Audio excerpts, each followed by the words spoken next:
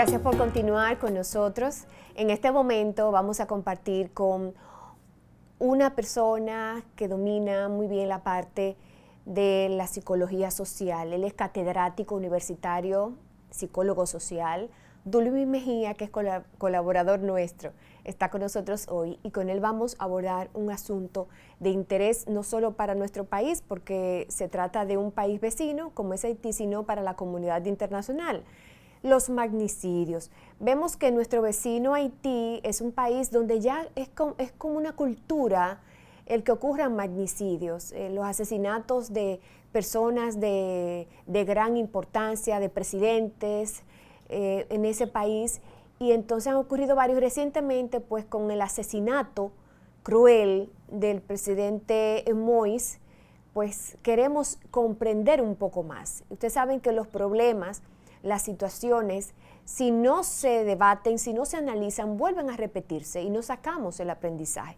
Nosotros queremos aprender de esa situación de Haití, de esos magnicidios que han ocurrido en ese país. Y por eso le preguntamos al psicólogo social Dulvis Mejía, profesor, ¿cómo llega una sociedad a esta cultura de los magnicidios? Bien, primero buenos días, Odelisa, buenos días al público que nos escucha. Buenas tardes, porque ya es de tarde, profesor. Buenas tardes. Buenas tardes. Entonces, en función a esa situación, realmente que nos pregunta Odelisa, sí. Quisiera primero sustentar un poquito el enfoque científico, profesional, técnico que le estaremos dando. Los abordaremos desde un punto de vista desde la psicología social, pero específicamente dentro de la división psicología jurídica o campo psicología jurídica y la teoría del conflicto en sí. Es decir, cómo surgen estos conflictos y cómo se enquistan y cómo se llega a lo que nos está preguntando. Pero precisamente el conflicto es inevitable. El conflicto es una parte inherente al funcionamiento de las sociedades. Representa un continuo ajuste social y precisamente en las sociedades, en los grupos sociales, siempre tendremos conflictos. Y esto no es malo del todo. En el caso precisamente, yo siempre voy a citar una frase de Heráclito que él sustentó, que el conflicto es el padre de todas las cosas, es el rey de todas las cosas. A uno hizo dioses, a otro hizo hombre, a otro hizo libres, a otro hizo esclavos, y al final de cuentas el conflicto va a estar con nosotros. Ahora, ¿dónde está y dónde radica el problema? Precisamente en la forma en cómo nosotros los abordamos.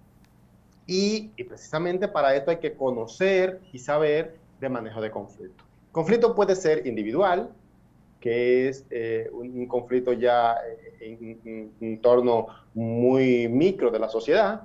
El conflicto puede ser interpersonal, el conflicto puede ser intergrupal, sociocomunitario, y el conflicto puede ser macro social, y de esto entonces es cultural. Y ahí es donde precisamente se encaja el tema que nos está haciendo o abordando con preguntas. Un conflicto macrosocial que se sustenta precisamente en un desarrollo de todo un proceso que tiene que darse para que un conflicto sea considerado macrosocial, que por supuesto ya empieza entonces a formarse como una cultura, y si se mantiene en el tiempo, pues se convierte en una cultura de funcionamiento de las sociedades. En el caso preciso de un conflicto, para llegar a la parte macrosocial, se sustenta primero en los intereses. Y aunque parezca mentira, los intereses normalmente buscan el bien común y la calidad de vida de la gente. Esto es precisamente dos personas, por decirlo de manera llana, dos personas que quieren el bien común y la calidad de vida de la gente, pero que entiende que la forma en cómo se está abordando no es la mejor, y que por eso entonces necesitamos generar cambios y que se mantenga una línea de acción que no es necesariamente la que se está desarrollando. Entonces, esa diferencia entre una persona y otra, un líder y otro líder, lleva a que se creen posiciones. Y esas posiciones precisamente producen un enquistamiento. Es decir, aun cuando el interés es el mismo, el bien común y la calidad de vida de la gente, la posición es que la forma en cómo se está haciendo no está produciendo el bienestar esperado y no está generando la calidad de vida que nos merecemos. En ese orden, entonces, dos líderes, vamos a decir, con buenas intenciones, empiezan a luchar y entonces se forma ese enquistamiento y luego termina con la formación de coaliciones. Estas coaliciones, por supuesto, van entonces a iniciar una lucha social que es la que va a permitir abordar precisamente el tema ya con un enfoque de masa, con un enfoque, primero, vamos a decir, de carácter,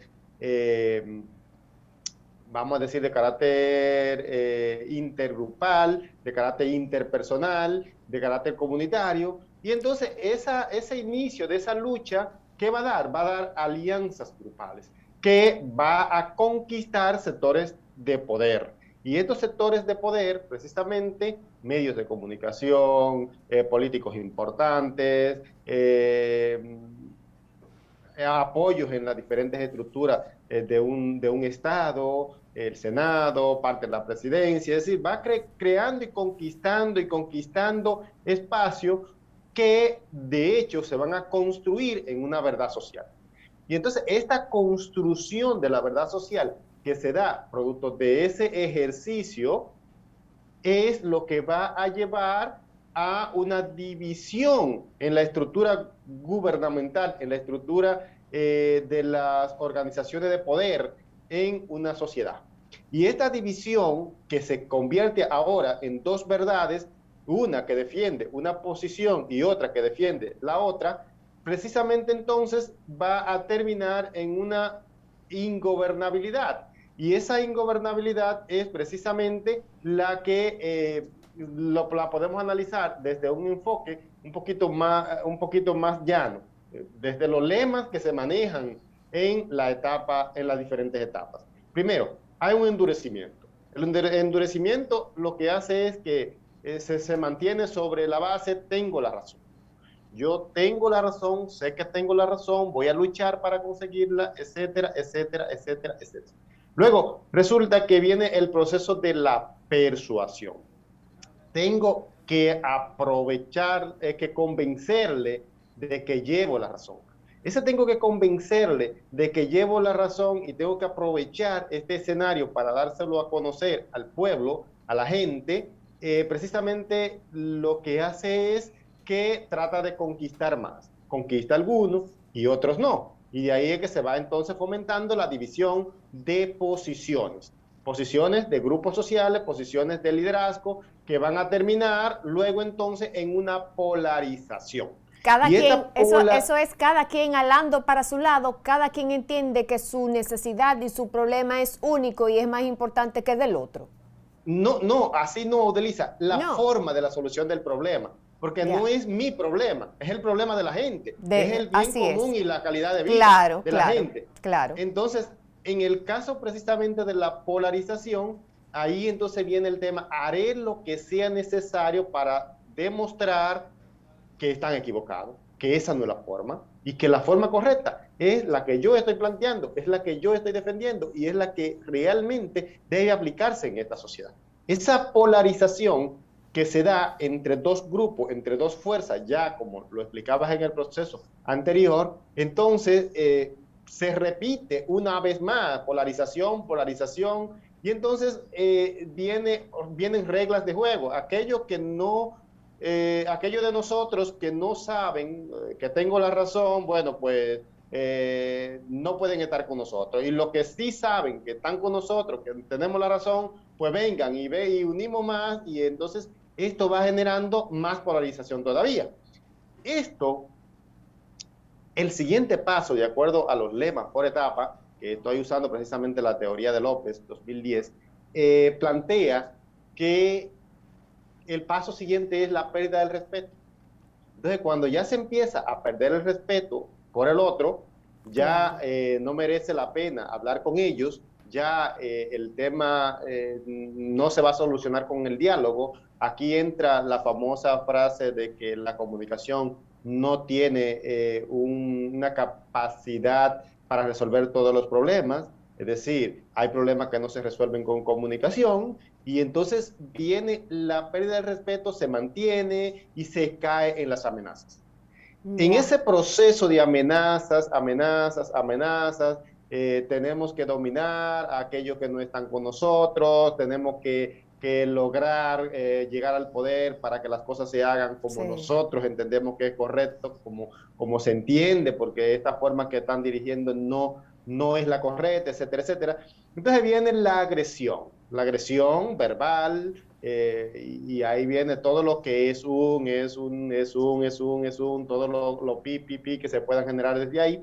Y ahí entra en descalificaciones, entra en todo un proceso que generan malestar, tanto en la persona que conlleva el liderazgo de cada posición, como en los miembros que dirigen y siguen las posiciones sobre las cuales están sustentando sus diferencias. En el caso preciso, entonces, ahí viene el problema, Audelice. Cuando se cae en ese proceso, se llega al descontrol, tanto emocional como social, y se llega a la agresión física. Y eso es precisamente lo que termina con conductas destructivas, donde no importa mucho ya lo que pase, pero realmente lo que haré es que o me lo llevo o me llevan. Que eso entonces, fue, que en el caso, profesor, en el caso del expresidente asesinado, Moïse, y eso que usted está diciendo, la falta de respeto, la amenaza, él se había quejado de que de las amenazas que recibía, denunció incluso a sectores. Después de ahí, entonces, terminaron con la eliminación física. Es decir, que se va degradando la situación. Y todo esto a partir de cuando ya se entiende que el diálogo y la comunicación no es solución. O sea, que se va degradando. Sí, entonces yo explico el enfoque teórico, ¿verdad? Así desde el punto de vista de la resolución alternativa de conflictos. Así es. Y bueno, pues se encaja dentro del contexto, dentro de cualquier contexto. Y en el caso Haití, precisamente, que es el caso que estamos abordando, pues es lo que ha pasado. En Haití, precisamente, y ahora me meto un poquito en el tema partiendo del enfoque teórico presentado, ha habido un problema, primero, al parecer, de norma. Es decir, la gobernabilidad en Haití tiene una problemática concerniente al formato de la norma, establecida como ley, como constitución, etcétera, etcétera. Y eso porque de alguna manera, no permite que ciertos sectores que necesitan tener un poder para poder controlar las masas, no lo tienen en ocasiones, y entonces esto da mucha facilidad a la formación de grupos y coaliciones con poder legítimo, y esto divide muy fácilmente. En el caso preciso del liderazgo, entonces, que sería el punto siguiente a abordar para completar el escenario del caso, es que ese liderazgo tiene un problema, porque cuando se trata de liderazgo, el liderazgo debe poder ejercerse y debe poder dirigir los grupos. Y cuando los grupos no responden necesariamente al liderazgo de turno, eso genera ese tipo de diferencias que a final de cuentas termina con este tipo de conflictos inmanejables. En cuanto al liderazgo, que quizá precisamente el punto en el que esté metido ahora mismo Haití, hay que ver qué enfoque le podría convenir seguir desde el punto de vista del liderazgo. Es que hay múltiples tipos de liderazgo. Por ejemplo, hay un liderazgo empobrecido que esto produce muchos conflictos, y esto genera muchos problemas a nivel nacional bajo cualquier Estado de Derecho que se pueda sustentar. Pero sin embargo, hay liderazgo de tarea que aquí entonces se busca una consecución de metas, se trabaja el control y se trabaja la dirección, y esto podría tener mucho mejores resultados en escenarios como este. Sin embargo, partiendo del cambio de cultura y estructura social sobre el cual debe trabajar una sociedad donde ya esté el nivel del conflicto, como es el caso de Haití, a lo mejor venir con un sistema de control y de dirección estaría muy cerca de una dictadura y a lo mejor las personas no lo podrían Ya. comprender con mucha facilidad. Por lo que a lo mejor podría funcionar mejor un liderazgo de punto medio, donde sí se trabaje mucho el tema del control, pero que también se trabaje el tema del equipo y el liderazgo abierto a que la sociedad pueda de alguna manera participar en la toma de decisiones. Entonces, eso es sumamente importante que se tenga en cuenta, por ejemplo, en el caso de las autoridades que están ahora mismo en Haití, yo veo incluso luces en el caso de cómo se están manejando porque hay un interés marcado en que la constitución se modifique, hay un interés expreso de que hayan elecciones, hay cierto ánimo de buscar soluciones en el origen del conflicto que a lo mejor podrían reeducar un poquito y modificar ese cambio cultural que ha estado arropando esa hermana república. Entonces, a lo mejor si trabajan el liderazgo en esa dirección, un poco demócrata directivo, donde las decisiones sean participativas, pero supervisadas y controladas, podría tener éxito. Si se trabaja de un punto muy democrático y permisivo, es un problema, porque se va a mantener cierto desorden y no se va a lograr mucho el control. Y si se trabaja de un punto autocrático, es lo que decía precisamente en el tema de que se corre el riesgo de entrar en En dictadura y ese tipo de dictadura. detalles. Claro. Entonces, Un no asunto sé si con esto complejo respondo. realmente, un tema complejo. Pero Así ahí hay mismo. un liderazgo que es el término medio, como usted dice. Liderazgo medio, usted recomienda, que Sí, sería como sí, el más realmente, efectivo. sí, yo entiendo que sí, Control, que debe democracia teniendo control. teniendo control y que se dé participación a la sociedad y que se vea lo ocurrido, que yo creo que han dado respuesta porque han estado evaluando, han estado dándole Entonces seguimiento a todo el caso. sería como volver a la comunicación, al diálogo, porque para que se le dé participación hay que escucharlo y hay que tomar en cuenta lo que dicen, es decir, hay que volver al diálogo. Hay que volver a los intereses. ¿Cuál es el interés? Volvemos a los intereses. El interés es el bien común y la calidad de vida de la gente. Y se Entonces, podrán, desde ahí, pero es que es difícil conciliar todos los intereses, hay que llegar a un punto medio, eso se logra con el diálogo, con la conversación, con la participación, como involucrando usted dice. exactamente, involucrando y dándole participación a las personas. Sin embargo, ahí viene el tema de la importancia de que se genere una revisión a la norma para que esa socialización y ese proceso De de diálogo participación, sí. de liderazgo esté legítimo y esté precisamente sustentado en en un modelo coherente y que Claro. permita la fuerza que hay que vencer para lograr cambiar ese pensamiento social, esa cultura que hasta el momento ha exhibido el pueblo haitiano. Ya, Entonces, para eso se necesita una imagen de credibilidad, capacidad y dignidad por parte del líder que le toque trabajar con ese escenario. Luego se necesita mucho entrenamiento, mucha supervisión, mucho conocimiento de las necesidades de los grupos y de las personas que muy conforman bien. esos grupos y coaliciones. Y se necesita precisamente un despliegue de recursos económicos, energía de los grupos, autoconfianza, Muy bien, optimismo, que sería lo que daría ese soporte al liderazgo que está llamado a surgir en muy bien, este momento de crisis. muy bien. Bueno, profesor, pues muchísimas gracias por esa cátedra que nos acaba de dar y ojalá que nosotros aprender de esas lecciones que vemos en los otros. Se dice que es más inteligente quien aprende por observación, viendo las experiencias de los demás, que aquellos que tienen que vivirla para poder aprender. Porque aprender por la experiencia es un poco peligroso. Entonces, ojalá nosotros aprender, ¿sí? Voy a terminar con una frase que he construido sobre los análisis de este tipo de problemas. Sí. Y es que en el siglo XXI, la fortaleza del ser humano no está en lo duro o fuerte que suba su tono de voz, ni en el tipo de arma que use, sino más bien en las estrategias que utilice para que los demás se calmen, bajen su voz y sus armas. Yo creo que por ahí es que debemos dirigir nuestro enfoque de intervención social y de manejo de conflicto en la sociedad moderna.